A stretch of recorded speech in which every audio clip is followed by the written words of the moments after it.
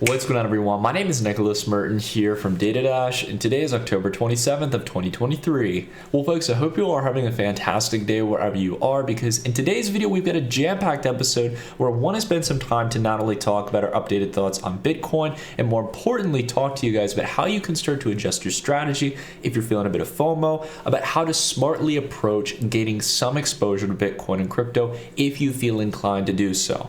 Outside of that as well, I want to spend some time to talk about the topic of liquidity, as I think it's central towards asking the long-term question of whether or not we're really in a new bull market, and last but not least, diving into the macro as stocks continue to sell off over the past few days. We've got a lot to unpack here in today's video, so if you guys happen to enjoy it, consider dropping a like. It's one of the greatest ways that you can support the channel, and let's go ahead and kick things off. So I want to start here by talking about Bitcoin. The big thing here that I know some people have wanted me to cover, maybe I didn't even hit on enough in the last video that we did on the channel, is talking about my updated TA perspective.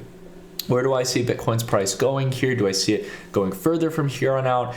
Do I see it moving lower? Do we still believe that there is a chance that we could revisit back to the lows, maybe even set a new lows in this cycle? I'll be completely candid with you guys here as I'm reassessing the strategy. I don't want to make any big bold claims here in the near term, and I do want to take some time here to try to explain that the big focus here is not so much on catching another major upswing here or catching it at a slight discount. It's about actually having a concrete strategy to how to approach things here. And now that we're adjusting our strategy a bit here, at least taking a more moderate pace here about where expectations are for price, I wanted to share one tool that you can utilize that can actually help you to actually beat out against the broader market and do much better than just merely dollar cost averaging at the end of the day. I want to spend some time to talk about what I like to call smart DCA. This was a concept that I haven't really seen people talk about, albeit it's a very simple principle, and I bet there are some people out there who probably do this to some degree, that is a different way to go about dollar cost averaging in the market. Now, typical DCA, or dollar cost averaging, is focused on essentially on a daily, weekly, monthly interval, going out there and purchasing some fixed amount of cryptocurrency with money that you have from your income or money you have set aside in your savings. That concept has been around for a long time, and as many people out there will rightfully say, DCA, so long as you're essentially just garnering exposure to assets, will generally yield you some return in the long term. Passive investing has generally worked throughout history. We've talked about that here on the channel, and we've never vehemently spoken out against dollar cost averaging. The problem I have with DCA at the end of the day that I think you guys should be made aware before we talk about smart DCA is that if you're expecting, for example, that within a year, no matter where you're buying in, you're going to be in the green making tens if not hundreds of percentage points, you may be sorely mistaken. DCA is not a guarantee of any profit, and in many cases, if you take, for example, the dot-com bubble or buying stocks, for example, between 2006 to 2008, it can take sometimes 3+ years to eventually 5 or 10 years, depending on your average entry, even with DCA, to get back to break even. So that's an important thing to understand here, and to say that Bitcoin or other digital assets like altcoins can't experience that would be a complete lie. So that's why I kind of speak out against the sometimes, I don't mean to be rude about it, but the arrogance that just DCA is just going to work, right? That's not always your best strategy. What we can do to actually extend our returns here and protect ourselves, and most importantly preserve our capital, is smart DCA. Now, I'm going to run through a brief explanation of the concept, but generally speaking, it can vary depending on people's risk profile, and also as well a little bit about where their opinion is for where things could go over the next couple of months and how they want to actually gain exposure to the market. So for example, whereas DCA is done on a time-based interval, you can still remain on a time-based interval, but essentially make it where every time you, for example, have a 10 or 20% correction from the relative high or the recent price, you are going to dollar cost average more aggressively versus where you would normally. So for example, let's say for example, I'm putting aside $100 every week from my income to invest in crypto. Well, I could go ahead and do essentially $50 here this week, and I'm going to put the other $50 aside. Now, if Bitcoin continues to charter higher, that's fine. I'll still be doing my $50 DCA every week out of the $100 that I have in my weekly cash pile for my income. Put the other $50 into a separate cash pile that just sits in cash ideally earning interest or just waiting on the sidelines of my brokerage account or my crypto exchange. Then when we get, say, a 10-20% pullback, something that's not too far out, we're not waiting for 80-90% corrections. Maybe instead of doing our just typical $50 contribution, we start to do the full 100. And if we start to get, for example, a 30% correction from the relative highs of the cycle move or 40% correction, then we start packing in not only the $100 we're getting every week, but we also start taking in some of the money from our cash pile. So we can essentially start going in heavier on corrections within price. So essentially, as Bitcoin's price is starting to maybe cool down towards lower ranges here in price and starting to make lower corrective moves in percentage terms from the relative highs, say like 20% or down here towards almost around 30%, then we can start to go a bit more heavy. I can do a video on this if you guys would like. If you want me to kind of dive into this concept a bit further, get into the nitty-gritty details, and maybe even outline some specified ways you can go about doing this with real concrete numbers, then I'd love to do a video on that. So if you guys would like to see it, feel free to leave a comment down below in the comment section and drop a like on other comments if you see someone already asking about it.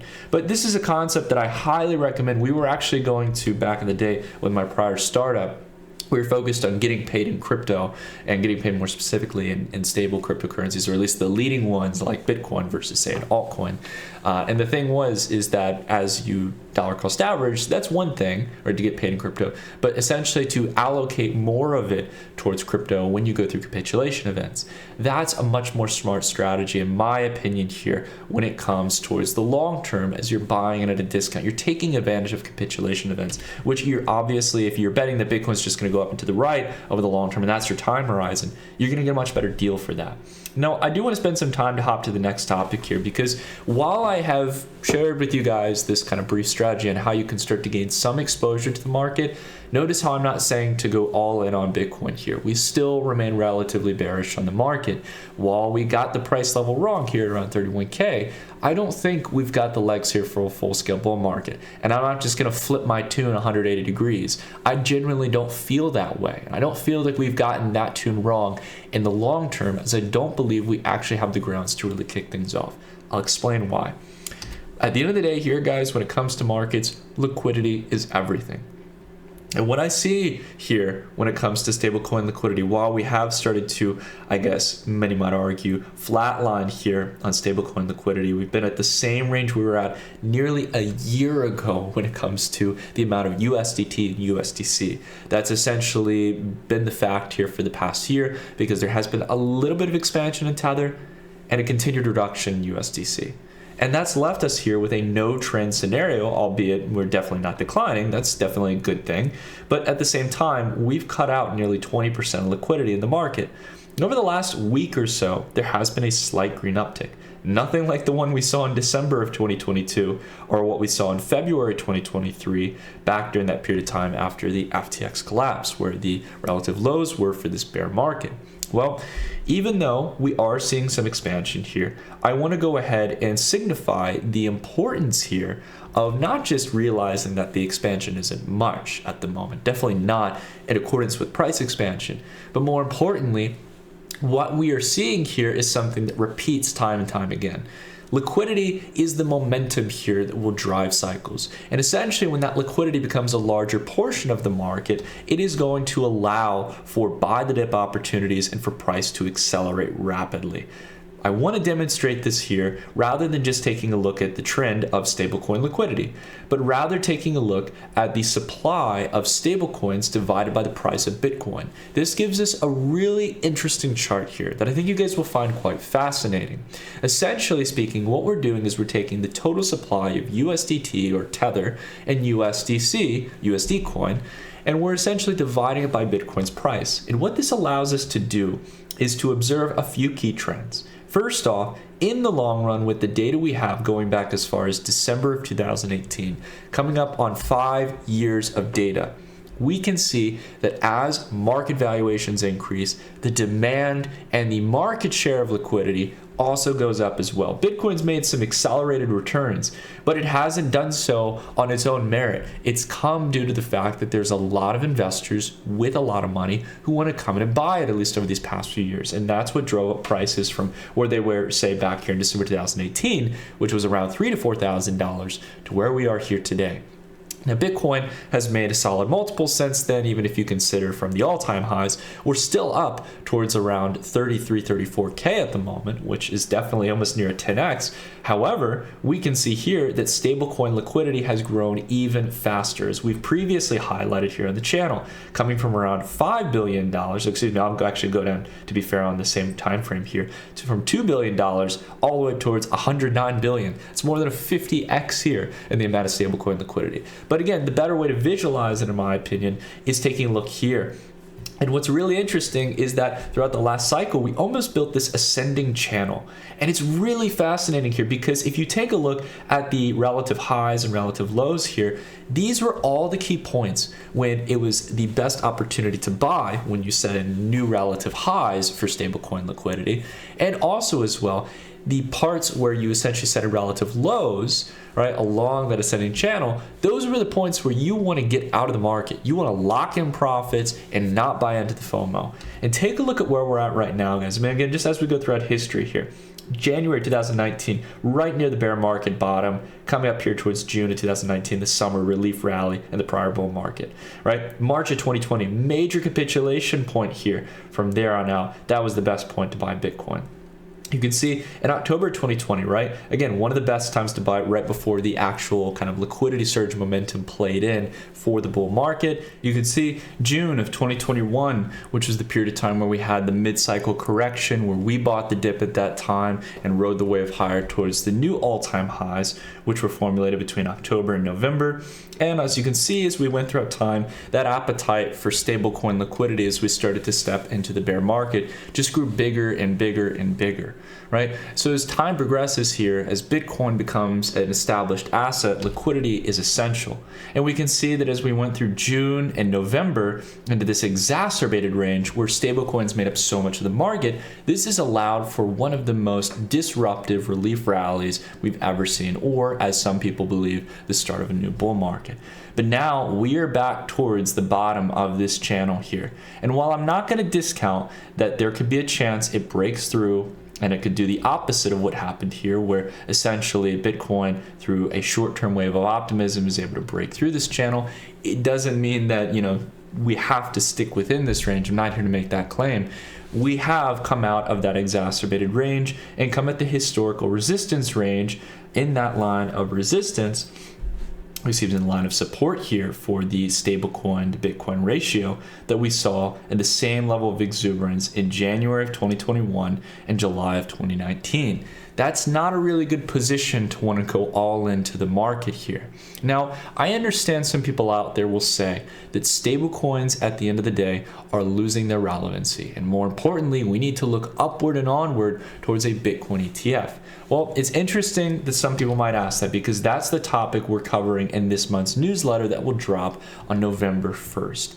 If you guys want to see my thoughts on the numbers and whether or not that is going to be enough to really drive Bitcoin long term, well, I highly recommend you guys check out the newsletter. It's a 20-page plus report where we cover crypto, equities, commodities, and Forex. We give a 360 view on financial markets. We also have our alerts group where you guys will get our trade alerts. You get exclusive market updates. We put about 2 to 3 videos out each month that are only for Dashboard members. And outside of that as well, you guys will get access towards our mid-month webinar where you can ask me questions, all kinds of stuff, and you guys can get 20% off on the newsletter here on an annualized basis for only $240 a year or less than $1 a day, so less than a cup of coffee. It's a great way to support the channel beyond just dropping likes and subscribing. I really appreciate all of you who come on board. We've got hundreds of members in the Dash Report, a lot of great people. You even get to join the Dash Report discussion group so you get to chat with other members. But if you guys are interested in that, I'll leave a link down below in the description where you guys can sign sign up for that. But I just want to again emphasize that that's going to be one of the central topics we'll talk about this month. I understand that an ETF is not a negative event if it is going to come, but the question hasn't always been around whether or not there's going to be an ETF. The question is whether or not it's going to be enough for the sector, right? We may get an ETF, as many people are hoping and betting on. The question is, how much are those inflows really going to be? Are they going to be able to not only mitigate potential downside in stablecoins or a lack of acceleration in stablecoins that usually drive bull markets, but on top of that as well, is it really going to be enough to continue carrying this $650 billion asset that is Bitcoin, let alone the $1.2 trillion market of cryptocurrencies as a whole? Well, if we take a look here at total, we can see that we still have not been able to really significantly clear through a higher range here. If we take a look at the prior highs set back here in April, as well as the one back here in July, it seems like we're still facing the same kind of weight around this range. And that might be subject to change here. I'm not saying that we've set in a relative top just yet. We don't have enough confirmation of that within price. But I will say here that in the next week or so, this is the moment for the bulls to show up to the plate. We've already had 2, and some people might even say 3 attempts going back towards August of 2022 to try to clear through this range in a similar fashion to what we've discussed with Ethereum's USD price. Every time we came up to 2,000, we got shot down. Now it's a time of whether or not we're going to be able to clear through that range.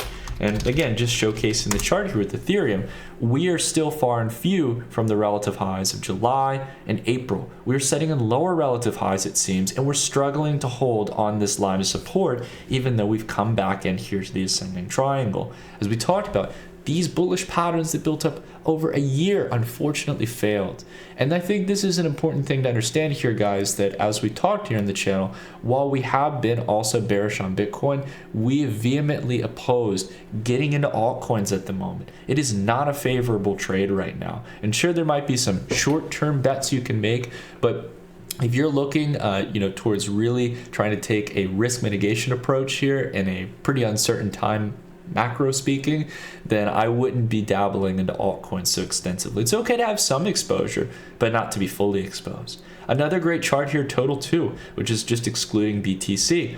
We can see this playing out here. It looks very similar to ETH's price action since April, where we've just set in those lower highs each and every time. And while we are building a base of potential support here at around $495 to $500 billion, it doesn't mean that we're out of the woods yet. And we have an expanding channel of resistance and support from the past that I think we could very well see in either direction get hit. So this means that the market here is going to have to pick up direction sooner rather than later, in my belief. But at the same time, it could also just bounce between the accumulation range between $430 and $689 billion for some time without any significant trend. And I don't care about what happens in here. I care about if we're going to break or we're going to break up higher, essentially capturing a full-scale bull market, or if we've got more capitulation to go. I lean in the camp here that altcoins don't have the steam and probably have not earned a $565 billion market cap, considering there are not many major use cases right now. And I want to clarify one thing. Some people have asked me, I've made the remark that no one's building at the moment in this space. And I don't mean to discourage or insult people who are building projects in crypto. I ran my own startup. It's incredibly difficult. This is still relatively new technology, but I have to be honest with you guys that it has more to do with my heart here when it comes towards analyzing the use cases and the new developments that actually bring excitement into this space. And I think that that's a very fair statement to say that there has not been many killer apps being built at the moment. I can't think of one DeFi app that I've had to use outside of, say, Uniswap or traditional DeFi apps, which have been around for years, in the past year or two, right? And there are some cool niche approaches and new types of apps that might make improvements on existing DeFi, but not enough to drive a new bull market for altcoins. And when we take a look here at total 2 minus ETH and stablecoin liquidity, you can start to see here very clearly that we've set in continuous lower highs each and every time. Now, there is a slightly ascending base of support here, some might argue, but we're going to have to wait and see which direction it breaks. Right now, it's leaning towards the upside, and that's why a lot of people are feeling FOMO. But we're not going to ignore history here, that time and time again, this has been a point of contention where the bears start to take back control. Now, that's it for our crypto analysis, guys. But outside of the world of crypto, which, to be completely honest, is looking quite upbeat and optimistic at the moment, there's no argument about that. At the same time, equities are starting to feel a bit of pain. Global markets are starting to show some serious concerns. Bond yields are moving higher and equities are moving lower here. It seems a lot of the AI hype that drove a lot of this rally here in 2023 is starting to fade. The Nasdaq is at its lowest point since back in May of 2023. As we consistently warn here in this channel, relief rallies can be incredibly deceiving. And while a lot of people thought this was the beginning of a new bull market, we do believe there is a good chance, albeit maybe it's not direct and as fast as this, that sometime going into the winter of this year or Q1 of 2024, that we are going to see likely a revisit back to this range or potentially new fresh lows. And it doesn't have to be anything dramatic here. It could just be coming back down onto this descending line of support, giving us a much more healthier correction target versus the mere 30% that we had from here, the 37% top to bottom correction, to something more like a 50% correction or somewhere around a 45% correction, testing at some of these prior ranges from back in 2018 and 2019. And the reason this can happen here is twofold. One of them is PE multiple contractions. Not only are we entering into a recession, but a lot of the Magnificent Seven stocks, I'm talking about Apple, Microsoft, Tesla, Meta, Amazon, Google, all the names you can think of out there, the big tech plays, they are going to go through PE multiple contractions irrespective of a recession or not, because the market is starting to realize that they're not the growth stocks they used to be. They hold strong dominance in the market when it comes to their businesses, but they are getting towards the later stages of their business cycle. They are not innovating as rapidly as they used to. And whether they'd want to or not, some companies just can't grow beyond their means anymore. There's only so much of an addressable market for the use cases that they can build technology for, unless they continuously reiterate and pivot towards new markets. And still, even with that, there's going to be a limit. There's only so many people who will buy your products, engage in your services. Social networks can only grow and monetize so much. So this is an important point here to keep in mind. While a lot of these companies are great, the AI hype alone as a trend is a great example. There's only so much AI can do right now. There's only so much we know about AI. And while AI may completely transform the world, especially if we were to have artificial general intelligence, say a decade down the line, that would be absolutely transformative. We have no guarantee of that, and it's not here today, and it's not going to impact corporate earnings, and therefore corporate earnings are going to reveal the reality that we need to have a contraction in the price to earnings ratio, the valuation multiple that people pay for these stocks. So again, we've come down here, closed out all of the gains from the past 5 months here. And outside of that as well, it's not just in the tech stocks, it's also here in the S&P 500. We can see that the top 500 stocks by market cap are down where they were, equitable to where we were in April, back here in January, and even back in August 2022, cutting out a lot of the optimism that led many people to believe we were in a new bull market. This is again why we told people not to FOMO here this past few months. And while we haven't been calling for people to go absolutely short here on equities, we believe here that again, as someone who's focused on the long term, we want to ride secular bull runs. We don't want to have to ask questions or have any doubts.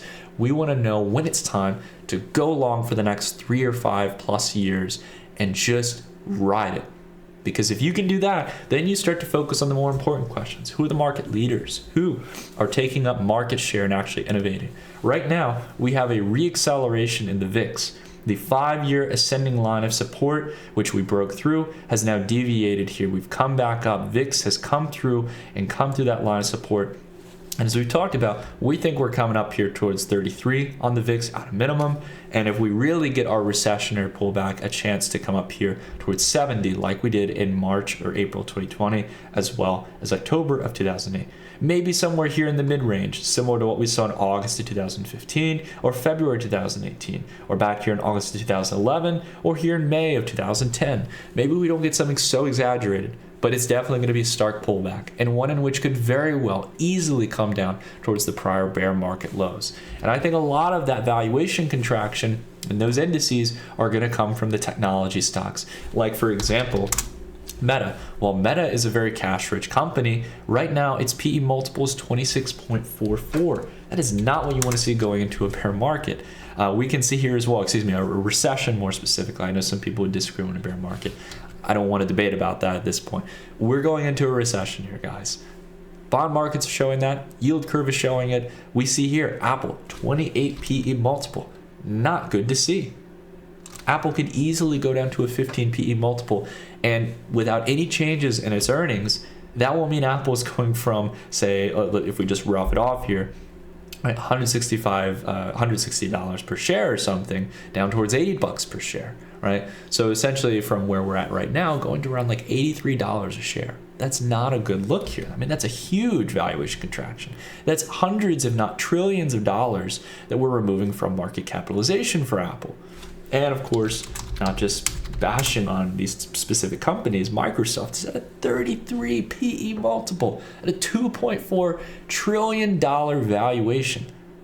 Not a good thing to see here, guys. Not a good thing. And that's just, again, me being honest with you guys here about what the bond markets are signaling. We see the dollar continuing to garner strength, signaling that the Fed will continue to lead against central banks in monetary tightening. We are seeing here the US 30-year yield. Long-term yields are accelerating higher, moving up 6.8% this month in total terms here, or 32 basis points in the yield. And again, I want to bring you guys to the most important chart you can keep on your radar, and that is the yield curve here. The yield curve is showing incredible resilience here. And while it has cooled down here, say, over the past few days, it's not letting up any of its gains, essentially meaning that we're getting a normalization in rates and the essence of essentially having higher yields for longer term maturity treasuries. That's how it should be. And on top of that, it's been the leading signal throughout history for an impending recession. It's not good that this is readjusting here when we're talking about the future performance of equities and assets. And this is, again, what brings me back here, guys, towards what we talked about with Bitcoin, what we talked about here with the relation of stablecoin liquidity and the overall price of Bitcoin. It all plays in together, and it is going to become more and more and more relevant as Bitcoin grows as an asset. I understand people like to view Bitcoin as an asymmetric asset. I know there's, again, during these waves of optimism, this kind of championing of the narrative around Bitcoin, which has molten many times throughout the past few years, and why Bitcoin goes up and why Bitcoin goes down. The fact of the matter is, guys, that we don't care about hype, we don't care about narratives, we care about what price is telling us here. And while price has definitely made some optimistic strides here, while we have broken through the resistance that was held back here in, say, April and June of 2023, the question is, can we hold it? Are we not just going to cough up a lot of those gains and go right back down to the downside? I am worried that that could very well still play out here. But at the same time, we're reasonable enough here to say that we should be probably adjusting our low targets. We should probably not be expecting new lows in this bear market, and that there should be some approaches we can take to start garnering some exposure in the event that we don't get it right.